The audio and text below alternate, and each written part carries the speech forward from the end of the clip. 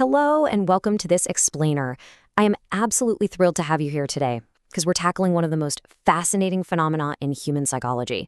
You know, in our incredibly noisy, constantly distracted modern world, achieving deep, unbroken focus, well, it feels almost like a superpower, doesn't it?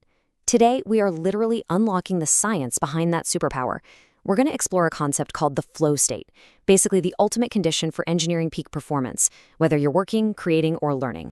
So, have you ever completely lost track of time while working? I want you to really think back to a moment when you were just completely in the zone. Maybe it was the rhythmic stride of a long run where your body just naturally took over. Or, perhaps you were playing an instrument and your hands just seemed to know exactly where to go without you even consciously directing them. Or maybe you were just studying or writing and suddenly you look up and 3 hours had passed in what felt like 5 minutes. That absolute immersion, where the rest of the world just fades away, that is exactly what we're talking about today. Okay, let's dive into this. Here is our roadmap for today. First, we'll look at entering the flow state. Then, we'll break down the neuroscience of flow. After that, we'll weigh challenge versus skill, cover why flow matters, and finally, look at how to achieve flow. Section 1. Entering the flow state. So what actually is it? Well, the flow state is defined as a mental condition of deep focus, where a person is fully absorbed in an activity, causing time to fade and distractions to completely disappear. And the crazy thing is, when you're in flow, your concentration actually feels effortless. It's not that grueling, teeth-grinding kind of focus, right? It's restorative. All that constant mental chatter in your head, it just goes totally quiet. Distractions fade into the background, and time seems to pass entirely differently. It is this incredible state of complete immersion, where your actions and your awareness seamlessly merge into one. To really get a grip on flow, we have to look to the late psychologist Mihaly Csikszentmihalyi, who coined the term back in the 1970s. He noted that the best moments usually occur when a person's body or mind is stretched to its limits in a voluntary effort to accomplish something difficult and worthwhile. He interviewed hundreds of people. We're talking everyone from rock climbers to chess players to ballet dancers, trying to figure out when they felt at their absolute best. And he discovered something profound. True, deep happiness is intrinsically linked to this total task absorption. Now, what's really interesting here is clearing up a super common misconception right off the bat. A lot of people confuse flow with hyperfocus, but they are actually distinctly different.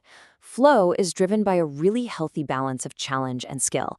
It's universally beneficial and keeps you wonderfully grounded in the present moment. Hyperfocus, on the other hand, is intensely interest-driven and is often associated with conditions like ADHD. And while hyperfocus can lead to periods of intense productivity, it can also be counterproductive, like, when you get so absorbed in a minor detail that you completely forget to eat, sleep, or do your actual job. Flow, though, is an optimal, highly productive, and completely healthy state. Section 2. The neuroscience of flow. All right, let's look under the hood at what's actually happening in your brain. Scientists have proposed this fascinating theory for flow called transient hypofrontality. Now, I know that sounds like a massive mouthful, but the concept is brilliantly simple. Transient just means temporary. Hypo means less or below normal, and frontality refers to your prefrontal cortex. That's the part of your brain responsible for executive function, deep critical thinking, and, most importantly, your sense of self and self-consciousness. So, during flow, activity in this specific brain region actually declines. Your inner critic temporarily shuts down, and that's exactly why you lose your sense of self-doubt and can just perform flawlessly in the moment. But it gets even better. As that inner critic shuts down, your brain gets flooded with an incredible cocktail of 5 potent neurochemicals.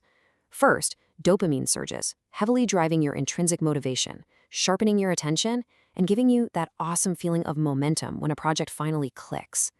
Then, norepinephrine kicks in, accelerating your heart rate and giving you raw energy. Endorphins are released to relieve physical and mental pain. Anandamide, which is often called the bliss molecule, elevates your mood and opens up your lateral thinking. And finally, when the task is done, serotonin washes in, leaving you with that deep, incredibly satisfying post-flow glow. To put that into perspective, just think about the number 100. The endorphins released in your brain during a deep flow state can be up to 100 times more powerful than medical morphine. No way, right? But this is exactly why a runner in flow doesn't feel the blistering pain in their feet, or why you can work for literally hours without noticing you have a stiff neck. Your brain is literally self-medicating to keep you flawlessly focused on the task at hand. Section 3. Challenge versus skill. So the crucial point here is that flow cannot happen just anywhere.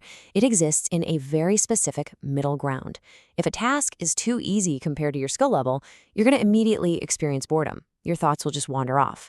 But on the flip side, if a task is way too hard, you'll experience anxiety, stress, and frustration, which, as we all know, entirely kills focus. Flow lives right in that golden sweet spot in the middle, where your abilities are being perfectly stretched just to the absolute edge of their capacity.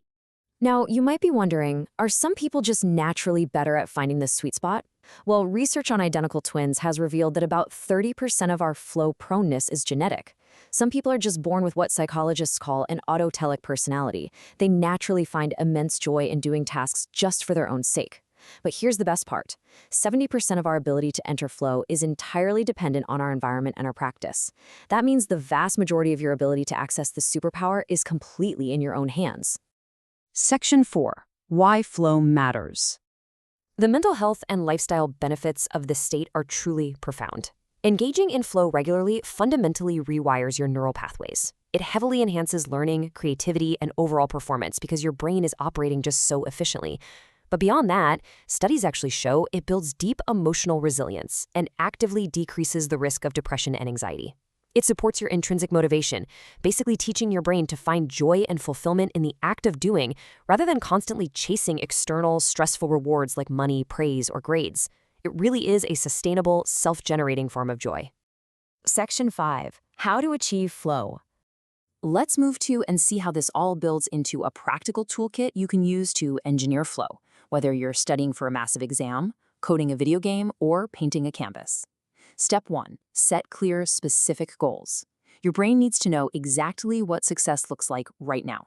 Step 2. Ruthlessly remove digital distractions. Seriously, put your phone in another room or use app blockers that physically prevent you from checking social media. Because let's be real, willpower alone just isn't enough. Step 3. Match the challenge level to your skills. If your work is too boring, find a way to make it harder. If it's too overwhelming, break it into smaller, manageable chunks. And Step 4. Do not ignore your physical needs.